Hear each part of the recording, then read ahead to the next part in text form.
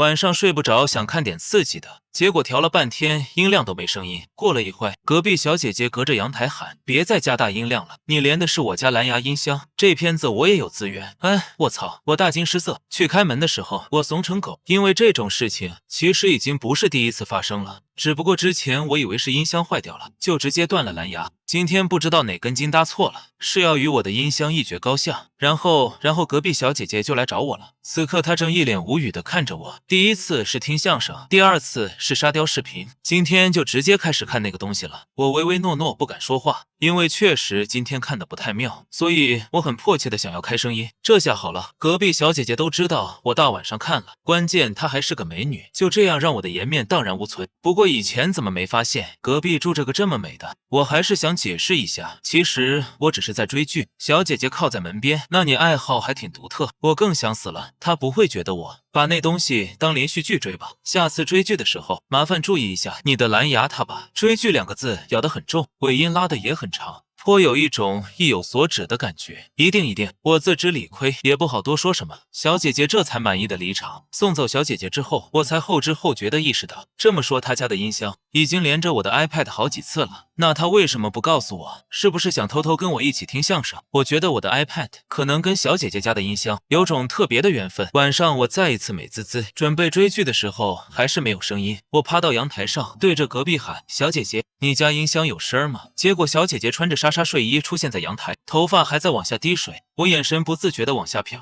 不争气的眼泪就要从嘴角流下。你在看什么？听到小姐姐的声音，我才陡然惊醒。我是说我的蓝牙好像又连到你家的音箱了。小姐姐极其不爽地瞅了我一眼，那你把它断掉不就好了？我是觉得要不你检查一下。我心虚的开口，因为她好像一直连不上我的。小姐姐哼了一声，转身走了，好无情，好冷漠，好让我伤心。然后我听到了敲门的声音，立马蹦蹦跳跳的开门去了。小姐姐还是纱纱睡衣，进门以后望着我东西四处乱堆的屋子，皱起了眉头。我赶紧用我的身躯挡住了最乱的地方，还不忘一边偷摸着把垃圾塞进缝隙里。她蹲在我的音箱前仔细检查一番，得出了一个结论：你音箱没开啊？我压根儿没把自己的音箱打开，原来是这样啊！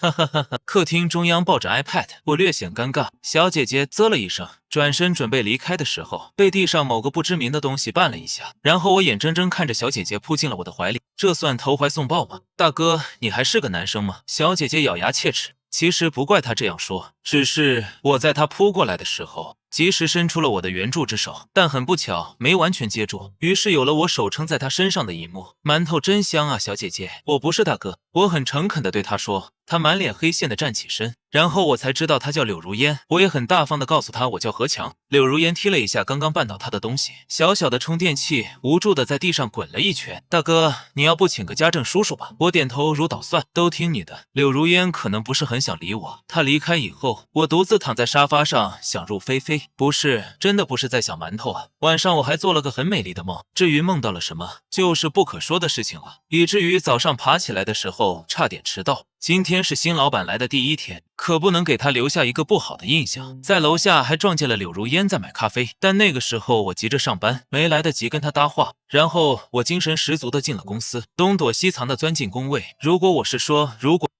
知道柳如烟就是我的新老板，给我10个胆子，我也绝对不敢占她的便宜。我看着柳如烟坐在总监办公室里，心中五味杂陈。他们只说老板的女儿要空降，没说老板的女儿是我隔壁小姐姐。更要命的是，我还是她的助理。此刻她正好整以暇地翻看着手下员工的资料，也不知道哪一份是我的。透过玻璃，我谨慎地观察着她的每一个细微表情。她的眼神很平静，她眼睛眯了一下，她的眉头皱起来了。贺强，你怎么还不进去报道？我正看得入神，李哥走过来，表情疑惑。救救我，要去报道吗？我装傻。李哥瞄了我一眼，很神秘地凑过来，别装了，新老板这么美，还是富二代，你不得冲一波？我干笑了2声，转过头去，正好对上了柳如烟的目光。他还朝我勾了勾手，你看，新老板都叫你了。李哥推我过去，一个劲儿的朝我使眼色，我只能硬着头皮上了。哈哈，刘总真是好巧啊！柳如烟放下手里的资料，的确很巧。以后你就是我的助理贺强。我心里一惊，是的，老板，老板找我有事吗？怕他说到某些不好的事情，我连忙扯开话题，没事就不能找你。他盯着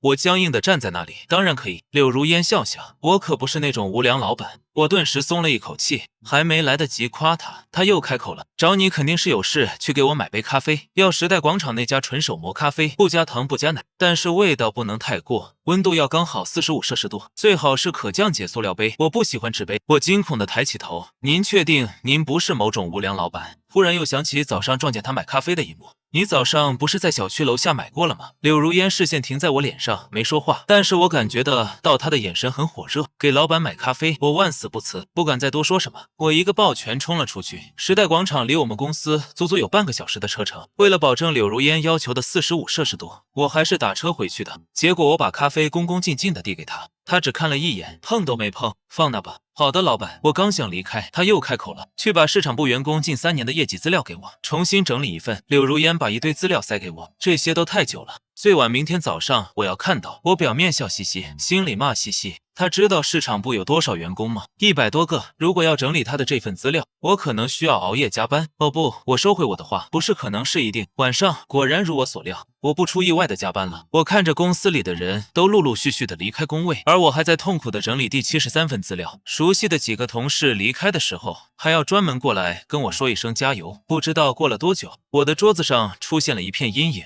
我不知道又是哪个看热闹的同事，很烦躁的挥手。我知道，加油，你不用说了。那个影子晃了一下，别晃了，下班了，赶紧的吧。那个影子又晃了一下，我怒发关，猛地凑近柳如烟，手插在兜里，垂眼看着我。老板。柳如烟勾着唇，像是对我的惨状感到很愉悦。加油。我对这2个字真的很上火，但是老板嘴里说出来的和同事嘴里说出来的又不一样，我只能微笑着点头，我会的。不过稀奇的是，柳如烟来跟我打了个招呼之后，居然也回办公室加班去了，像是在告诉我，老板都如此勤劳，我还有什么怨言？等我艰难地整理完所有的资料，已经是晚上10点了。我的末班车早就停了，可是我今天帮柳如烟买咖啡的时候，已经打过1次车了，打车真的很贵，所以我敲了敲柳如烟办公室的门，我壮着胆子，老板可以报销一下车费吗？柳如烟从一堆文件里抬起头，眉眼之间有隐隐的疲惫。什么车费？我小心翼翼，买咖啡的车费，你觉得呢？柳如烟用笔尖在桌子上点了点，我深吸一口气，我觉得可以。柳如烟揉了揉自己的眉心，又看了一眼自己的手表，思索了片刻，像是在纠结着什么，最后他还是点了点头。行吧，我心中一喜，那我明天去找财务。刚要转身离开，柳如烟叫住了我，不是给钱，是跟我一起。我错愕地盯着他，他像是对我的呆呆蠢蠢感到十分无语。送你啊。等我回到自己的工位上，才渐渐品味过来，这意思是老板给我当司机了，还有此等好事。一时间，我甚至差点就忘记了被他剥削的怨恨。记起来我今天的惨状以后，我又告诉自己，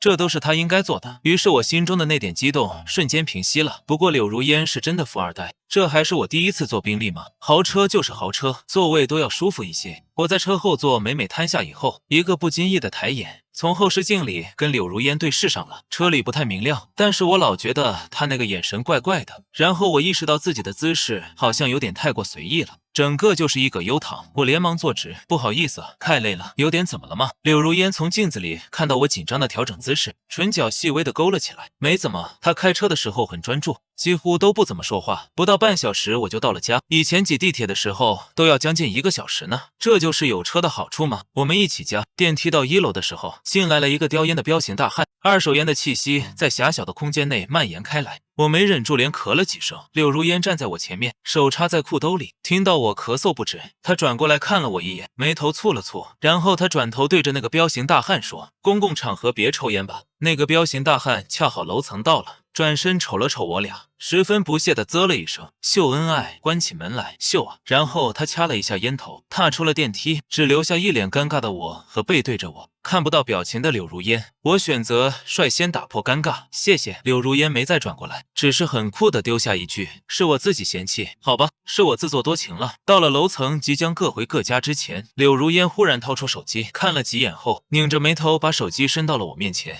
你作为助理，连老板的联系方式都没有，你也没跟我说迫于老板的威压，我只能表示马上背下来。老板，柳如烟满意的点点头。等我记下他的联系方式后，潇洒回家。我真的苦啊！可恶的柳扒皮！刚洗完澡没多久，屋外传来了敲门的声音。打开门，柳如烟正黑着脸站在外面。我满脸问号，班也加了，家也回了，怎么还要来找我的事？下一秒，他十分不悦的开口。为什么还不加我？您没事吧？您啥时候提的这个指令？我要是有工作找你怎么办？但我见他好像是真的很不开心，哪里还敢多说什么？马上就加。老板，柳如烟这才哼哼唧唧的走了。用他的手机号，我加上了他的绿泡泡。不得不说，这人的绿泡泡头像好烧包啊，居然是一辆黑底的迈巴赫。他喜欢迈巴赫啊？呸，谁不喜欢？笑死！第二天上班的时候，我看见柳如烟的宾利停在居民楼楼下，路过他的豪车时，身侧传来了汽车喇叭的声音。我转头，这人又搞什么？驾驶座的车窗慢悠悠地摇下来，露出柳如烟的美脸。她还是那副死人脸。上车啊！我拎着我的书包，一时气急，上车就上车，拽什么拽？被柳如烟的老板架子压了整整1天后，我爆发了。你凶什么凶？上班压榨我就算了，现在还没到上班时间啊！柳如烟被我吼了一顿，脸上的表情微微错愕。她显然没想到我如此胆大包天，有些愣愣的，好半天才低声说了一句：“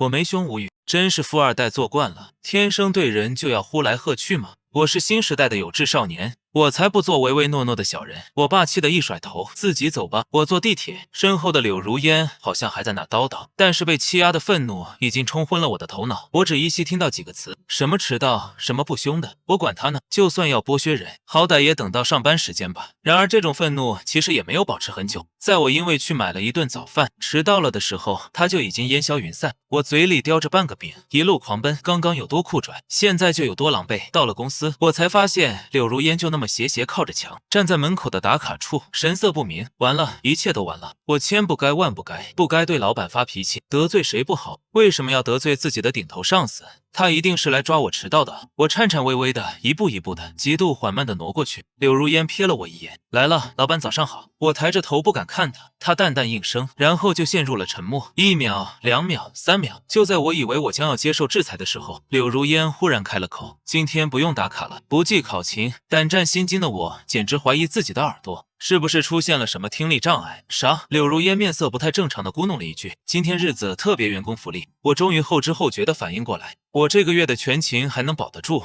不过柳扒皮怕不是出什么毛病了吧？怎么突然这么好心？虽然有点不敢相信，但我总归不能得了便宜还卖乖。我十分开心的把手里还没喝的豆浆递给柳如烟，感谢老板，这是孝敬您的。柳如烟看了看我的半个饼，又看了看豆浆，面露难色。最后她还是没说什么，默默把豆浆接过去，还跟了一句谢谢。路过同事们工位的时候，我听到了极小声的议论，公司好像从来没有过这么突然的福利啊，怎么都不提前发个通知？早知道我今天就晚点起来。李哥神秘的瞟了我一眼，贺强，今天这福利简直就是你的专属。我愣了一下，为啥？他点了点我，今天就你迟到呀。坐在办公桌前，我开始自我反思，我早上是不是对老板态度太恶劣了？老板其实也挺好的，人又美又会发福利。至于压榨员工，现在哪个资本家不敢压榨？再说他也是初上任，的确是需要的资料很多。自我说服了半小时后，我居然感到了深深的愧疚。他可是娇生惯养的富二代，被我区一个小助理吼了，一定很委屈。而且一天的班上下来，我就像个守门的大爷，啥事没干。我看着柳如烟一直在电脑前忙来忙去，却一次也没叫过我。我良心不安，敲了他的门。老板今天没活吗？柳如烟疲惫的抬眼扫视了一圈桌子上的文件，从其中抽了一份递给我。你去核对一下这份数据吧。我准备撸起袖子大干一场的时候，却发现这个核对数据的活真是有手就行，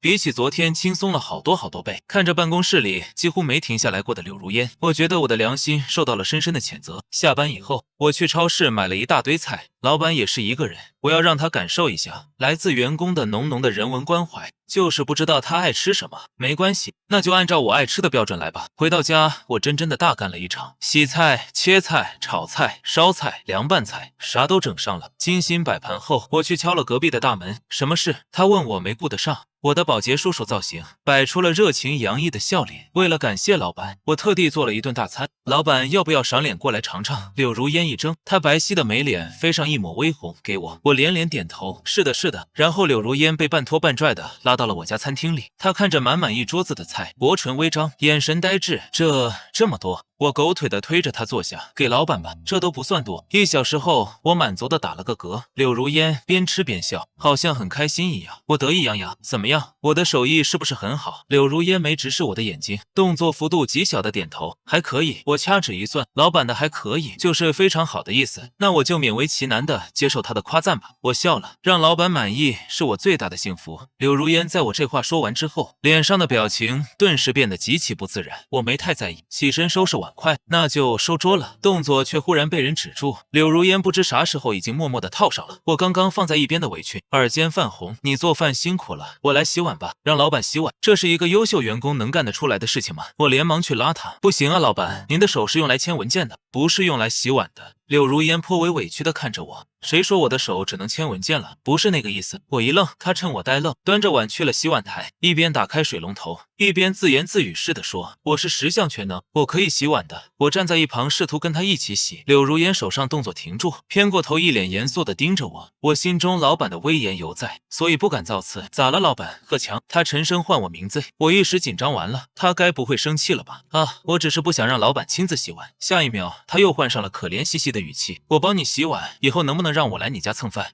他在说啥？是要跟我建立长期合作关系吗？我疑惑不已的时候，他继续道：“不可以也没关系。”我连连摆手：“当然可以。”柳如烟笑了：“真的吗？这还有假？”于是我和老板就这样莫名其妙的成为了饭友。我做饭，他洗碗的那种饭友，虽然怎么感觉有点怪怪的。柳如烟说，为了表达她的诚意，她愿意每天捎我上下班。此等好事，我能拒绝吗？我当然不能，毕竟这样一来，我又可以省下地铁钱，又可以不用起那么早。不过，在我从柳如烟的宾利上下来之后，光荣的收获了一堆惊诧的目光。No， 虽然我这个人身正不怕影子斜，但是总归还是要避避嫌。于是我跟柳如烟商量，老板，以后你就把我放在第一个路口吧。他毫不客气的拒绝了，太麻烦了。行，你是老板，你最大。到公司之后，李哥神秘兮兮的凑上来，贺强，啥情况啊？你这么快就把老板拿下了？我为难不已。想了半天，还是告诉他没，他只是顺路捎我。李哥顿时兴趣小了一半，叹息一声：“咱们这个新老板对员工还真不错。”是挺不错的。我和柳如烟就这么维持着合作关系，以互惠互利为主要目的。这其中我是最开心的，因为柳如烟还会给我报销食材费用，所以我可以借机买一些之前都舍不得买的食材，什么澳洲龙虾，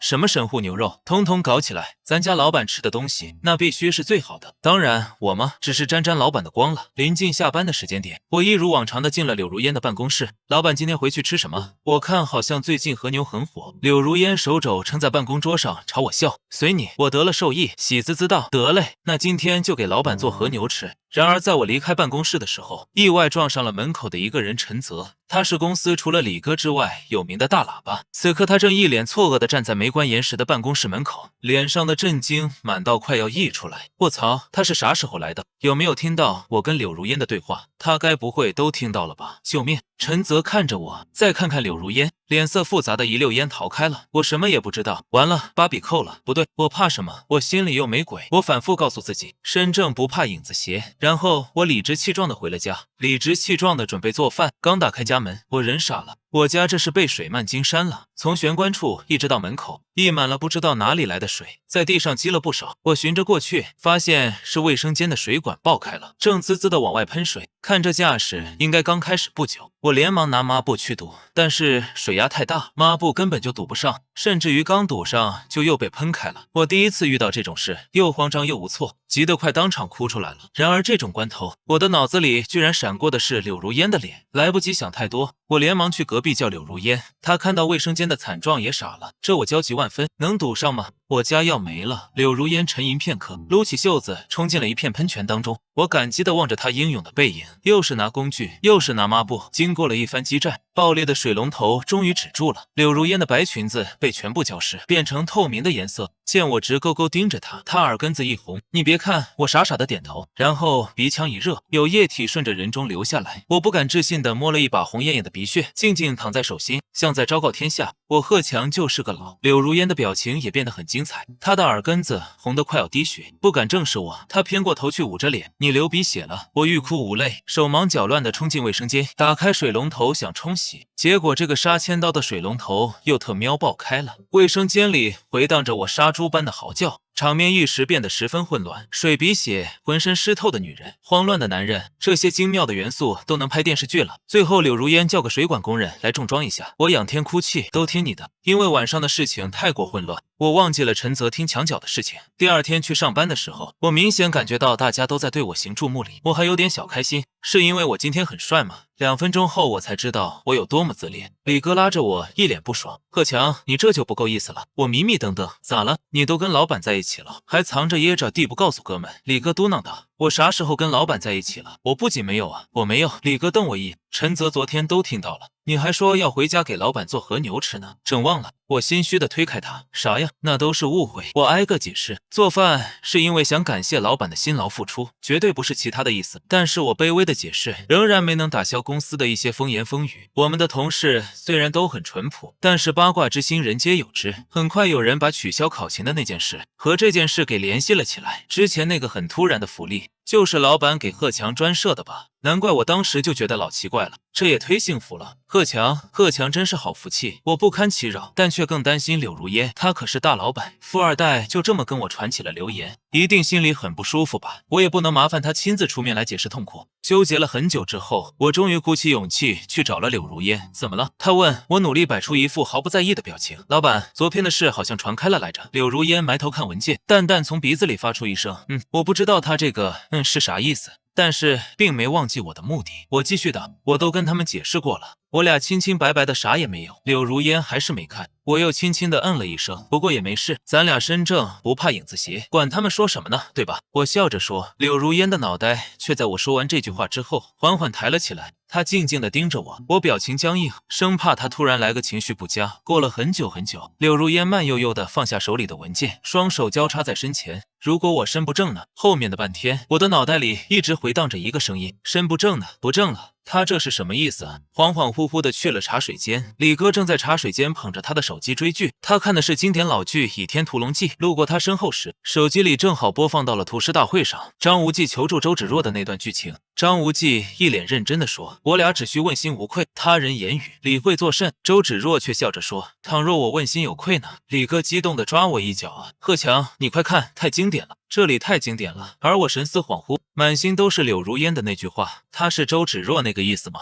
可是我何德何能啊？由于心里藏了事，我不敢直视柳如烟，躲了她一整天，就连一直保持着合作关系也被我给单方面终止了。是的，我今天没给她做饭，也没有搭她的顺风车，只是回家后自己叫了份外卖，心思恍惚的吃着。大概晚上快10点的时候，我收到了柳如烟的绿泡泡消息，只有简单的3个字：睡了吗？我盯着那个小小的对话框，脑子转不太动，我是该睡还是不该睡？想了想，我还是诚实回答。还没聊聊，他秒回我还没来得及回复，就听到外面的阳台传来了动静，踢踏着拖鞋过去，只看见柳如烟正趴在他家的阳台上，隔着23米的距离看我，我也学着他的样子，把手搭在栏杆上。柳如烟率先开口，你今天在躲着我？我支支吾吾，没有呀。柳如烟笑了，我到现在还饿着呢。我有些诧异的抬眼，我不给他做饭，他就不吃了。别误会，我不是要逼你。他像是怕我多想，连忙解释，只是有些想念你的手艺。我今天的话都是认真的，你好好考虑一下。我真的傻眼了，家人们，柳如烟从来没有对我这么温柔过。妖兽啊，顶着一张这么美的脸，说这样的话，谁顶得住啊？可是我只是个小职员而已，我直接就是一个落荒而逃。回到房间里，我翻来覆去的想了很久，最后给柳如烟发了个消息：老板，你是我老板，我是你员工。等了很久，柳如烟没再回复我，我松了口气，但是心里好像莫名有些空落落的。这事还没过去，公司又要举行团建活动，听说好像是柳如烟牵头，请所有员工去一家米其林4星餐厅吃饭，而且没有特殊情况还不允许请假。这人有钱烧得慌。我磨磨蹭蹭最后一个到达了场地，却发现只有柳如烟旁边空了一个座位。如果早知道来迟会没位置可选，我一定第一个到。李哥热情无比，贺强，快，就差你了。柳如烟正直勾勾地盯着我，盯得我后背发凉，我只能硬着头皮过去，坐在了他的旁边。柳如烟倒也没多说什么，只是像招待每一个普通员工一样招呼着我。为什么这么说呢？因为他就像个夹菜童子一样，一直在给周围的人夹菜，这其中自然也包括我。同事们都觉得柳如烟是个会发福利的好老板，一个比一个开心。不知道是谁提议要玩游戏，直接把团建的气氛给推到了高潮。大冒险真心话，怎么刺激怎么来。柳如烟也跟同事们一起玩得开心，一轮轮下来，终于轮到了他接受惩罚。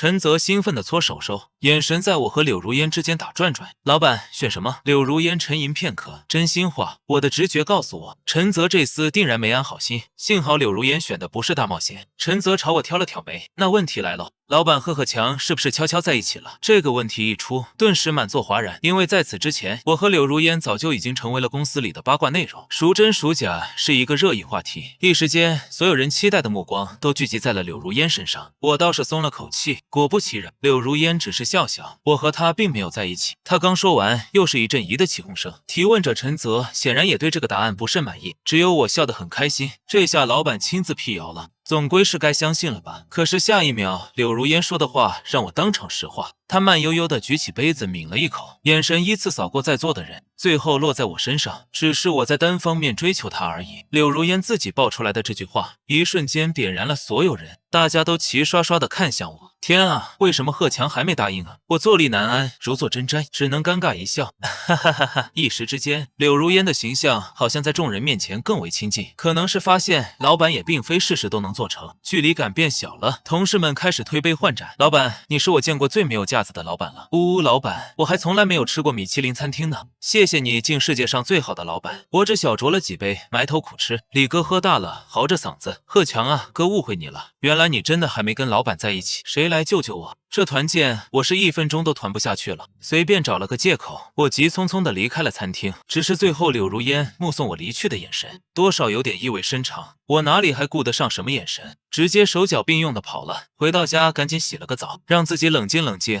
要命了。柳如烟也太迟了吧！我呈大字形瘫在床上滚来滚去，满脑子都是柳如烟的那些话，好气人。怎么最近老是忍不住想啊？我正心烦意乱的时候，传来了敲门的声音。趴在猫眼处一看，柳如烟正端端正正的站在门外。我擦，她怎么来找我？我忐忑的打开门，柳如烟一靠近就是一股扑面而来的酒气，我忍不住后退了几步。她注意到我后退的动作，脸上的表情十分受伤，语气哽咽的开口：“你嫌弃我了吗？”我连忙又上前：“没有没有，不敢不敢。”见柳如烟还是那么直挺挺的站着，我奇怪地道：“老板找我有事吗？”柳如烟看着我，嘴角向下撇：“委屈爸爸，我没事就不能找你吗？”等等，这话怎么听着那么耳熟呢？我挠了挠头，没记起来自己曾经在哪儿听过这句话。当然可以随时欢迎，我应付道。柳如烟盯着我，突然上前几步，把我整个人抵在门上。我顿时被她身上的酒气包裹得密密的。她单手撑着门，以一种乞求的语气问：“你可不可以不要只把我当老板？”啥意思？我疑惑不已的时候，她继续说：“可不可以把我当成一个纯粹的女人？”我的大脑飞速运转，接近宕机边缘的时候，柳如烟忽然身子一软，整个人倒在了我身上。她的头靠在我的肩膀上，我试图推她，却只听到她的一句嘟囔：“我就想就跟你在一起。”柳如烟喝麻了，怎么喊都喊不醒。不是，你倒是先告诉我，你家密码再睡啊！我拍她的脸，你家密码是多少？她含糊不清道：1234566。很好，密码错误如此反复了好几次，她家门自己锁上了。我实在没办法，只能把她扛回了我家。柳如烟，我真的很良心，为你牺牲了我的床啊！我对着被我丢到床上的柳如烟一番语重心长：“以后对我好一点好吗？”柳如烟的嘴巴嘟了嘟，我白她一眼。自己拿着小梁被去睡沙发了。睡觉的时候，我好像梦到了柳如烟，还有她说的那些话。第二天一早，谁能告诉我，为啥我明明自己睡的是沙发，第二天早上却是在床上醒过来的？更要命的是，柳如烟特么的比我醒得早，以至于我睁开眼的时候，看到的是她的脸和她含笑的眼。醒了，我太过震惊，抽搐着嘴角幻觉，然后又强迫自己闭上了眼睛。一根微凉的手指戳了戳我的脸颊，不是幻觉，贺强。我的眼皮飞速颤动，自己都忍不下去的时候，终于睁开眼。很好，跟我刚才看到的场景一模一样，只是柳如烟眼底的笑意更深了一些。我吞了下口水，你别误会啊，我那个啥，我昨晚上问你加密码了，你一直说错，然后我自己昨天那个睡的其实是沙发，我也不知道为啥。我一边说一边往床边缓慢的蠕动，就在我快要滑拉到床边的时候，忽然又整个人被捞了回去。柳如烟把我圈在怀里，温柔的亲吻了一下我的耳朵。没关系，我都知道我人傻了。他在我耳边轻轻呵气，昨天半夜你自己爬上来的，还一直抱着我说我香。我擦，我说梦话的事情被发现了。我靠，我不会说了些不该说的吧？很快我的疑问被解答了，你还说你觉得老板很美人很好，你很喜欢，只是你怕你跟老板的身份太悬殊，太不般配。他又开始亲我。其实你可以直接告诉我的，喜欢就在一起。说完这句话，他捏住我的下巴，亲了我一下。这谁顶得住啊？心事被戳破，我不装了，我摊牌了。我搂住他的脖颈，开始回应他，那就在一起。一直到中午11点，我有气无力的去推柳如烟，迟到了，真的迟到了。柳如烟掐着我的腰，我是老板，我说了算。跟柳如烟在一起之后，我的精力变差了很多，但是他每天都神清气爽，气死。某天陡然回忆起某些事情，我质问他，之前你是不是经常偷听我的相声？柳如烟懒懒道，那可是光明正大的听。一开始音响突然开始放相声的时候，我很震惊，到后来就习惯了。他回忆着，甚至还觉得隔壁这小伙挺有意思的。所以你对我是早有图谋。我看着他的眼睛，柳如烟揽着我，一脸坦然，差不多吧。我唯唯诺诺不敢说话，而且他年纪比我小，其实不太会跟男生相处。后来发现我会真的很生气，之后他就不敢了。我手指抵着他脑门，要是你再凶我怎么办？绝无可能。他回答的掷地有声，事实证明他也的确做到了。一直到孩子出生上学，他都没有凶过我。有一次我跟他吵架，两个人陷入了冷战。女儿神秘兮兮的凑过来，爸爸，刚刚我听到妈妈在卧室自言自语，她说什么？女儿回忆她一直在念叨，不生气，不生气，吵架都是我的错，老公永远没有错。我扑哧一下笑了，刘小姐，以后的路也让我来分担一些你的情绪吧。